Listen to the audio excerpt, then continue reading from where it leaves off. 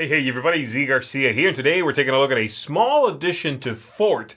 This is the Cats and Dogs expansion.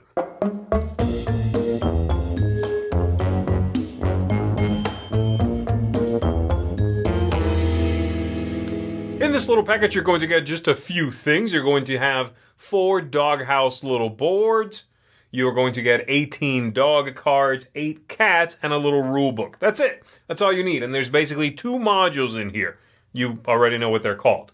You can use them together if you want to. You can incorporate them separately. Now, in this video, I'm not going to be showing you how to play Fort. You can check out our video for that if you're interested in both how it plays, more or less, and thoughts.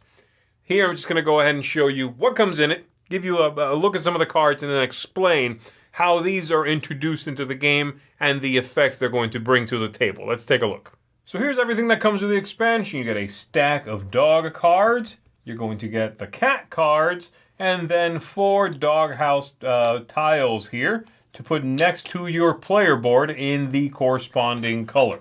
So let me show you the dogs first, then we'll take a look at the cats.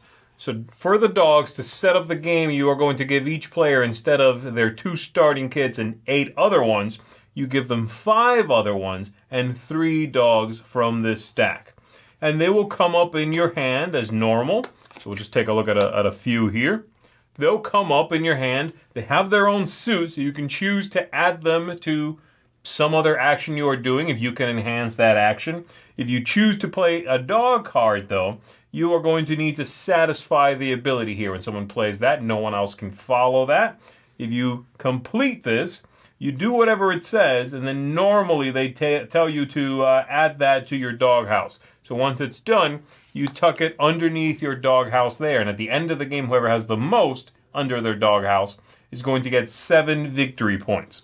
The thing about these is, if they end up in your yard, when you're cleaning up your yard, instead of putting them in your own discard pile, they migrate to the left. So they go to the discard pile of the player on your left. And of course, you'll be getting some that migrate to you around the table. So eventually, the ones you begin with are not the ones you might score or even see, right? So they'll have different requirements at the top. For example, this one right here, Squeaker, Fort level 2. You need to have Fort level 2. You add 1 glue from your hand, or if you have the card in your lookout. And then it'll say something. So this one, you may fill your stuff with toys from the supply, and then add Squeaker to your doghouse. Over here, +1 level Fort 1 or better, and then plus 1 or more cards in your lookout. Again, take 1 made-up rule at random, then add it to your doghouse. This one over here, add 2 books, and you may move up to 2 kids in total from your lookout, even yours, 2 discard piles, then score this one. And again, there are many of these that are going to do different things. Like this one, for example, scores you 3 points, and you score it. So you might get those 7, but you get 3 points anyway. A few different ones here. Again, they're all suited, so you can choose to just discard them for the suit. And if that's the case, they don't migrate to someone else's. They just go into your discard pile. They only leave if they are in your yard. When you're cleaning up the yard, they go to the player on your left. So that's it for the dogs. Now let's take a look at the cats. You're going to shuffle up the deck of cats, and you're going to reveal a number of these equal to the number of players. So in a 3-player game, we'll reveal 3 of these, and they're just at the, on the table somewhere in the center. They will all have conditions of how you attract the cat. And as long as you have the cat, you are going to have access to an ability that it gives you. So for example, Sprightly here, it says that it is attracted to 2 or more shovels in the yard at the end of the turn. If that's the case, you get this cat. No matter where it is, still the center of the table or someone else has it, you steal this cat. And from now on, as long as you have it, you have that ability. Before you play a card, you can discard a card from your hand to draw a card from your deck. You can do that and then take your regular turn. Attracted to glue, attracted to those crowns. They'll have various, conditions like that. Attracted to 3 or more cards in the yard at the end. And this one says whenever you use the fort increase symbol, you must spend 1 more resource. So things like that. But at the end of the game, if you have some of these, you are going to score victory points. If you have a single one, you get 1 point. For 2 cats, you get 3. For 3 cats, you get 6.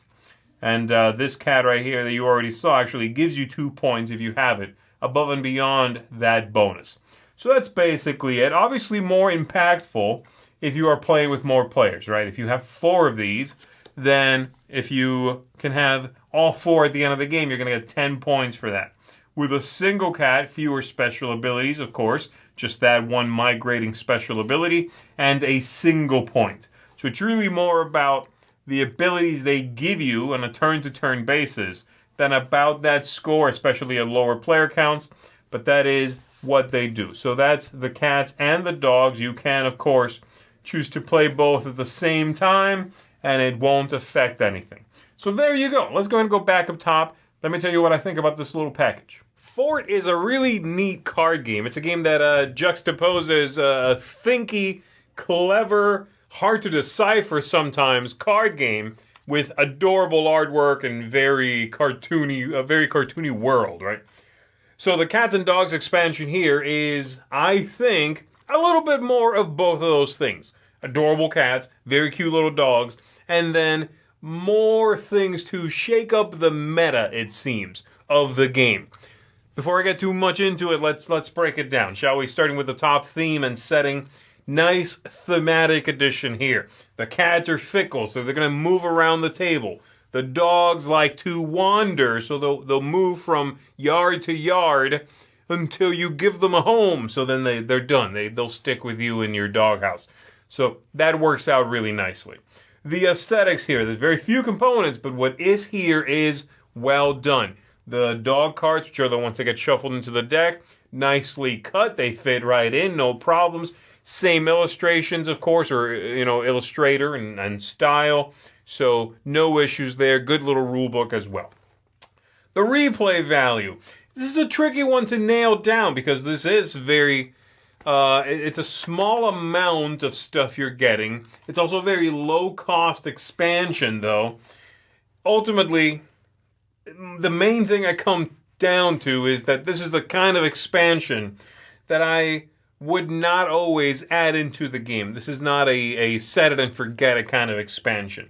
It's a nice extra, if you feel like shaking it up, to think about, right? It's something else to consider if your group has now played so much Fort that they've figured out, man, I really should just race up the fort construction. Just get goods, spend them to level up the fort.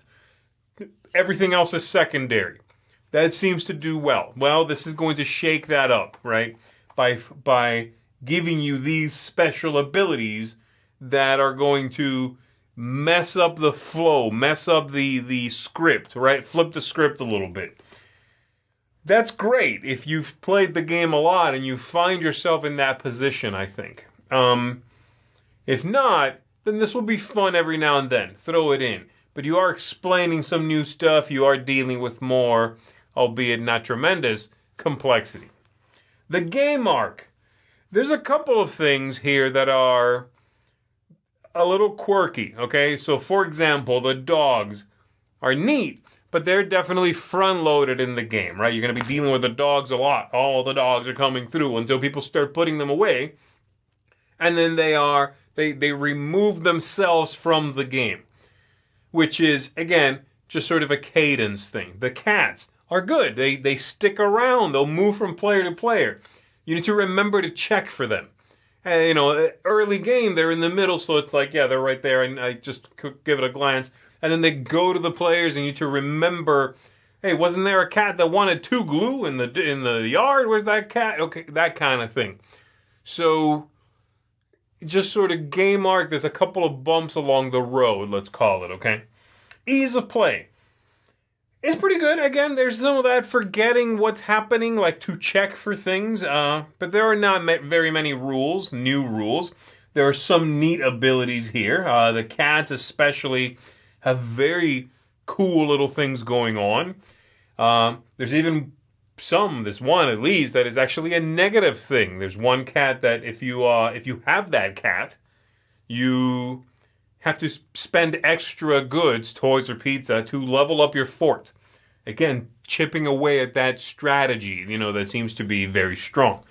So, yeah, the ease of play here isn't too bad. Again, the dogs see themselves out once you've played 15, 20 minutes. So that works out well. Lastly, tactics, luck, strategy. I like the two halves of this. And in fact, it's fine to throw them both in, though you certainly don't have to. But the dogs have this powerful one-shot ability. And then you don't think about them anymore, You also need to prioritize when you have it. You also know that if you play a dog, no one follows you, right? Those are all interesting things. The cats have slightly weaker abilities, but they are constants. The dogs also, if you have the majority, you score. If you don't, you get nothing. The cats, if you have one at the end of the game, you'll get some points. Though to be fair, I don't think the cats scale very well. I don't like, I tend to like this game at 2 players, 3 players. You get too many more than that, it starts to really, there tends to be a lot going on. But that's the player count at which I want the cats in the game. Because then you have the possibility, though it's unlikely, to score having 3 cats, maybe even 4 cats, which is not going to happen. But you could, right? That the light is there. The possibility is within reach.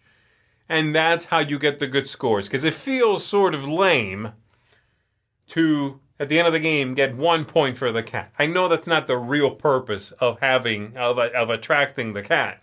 The real purpose is some ongoing ability.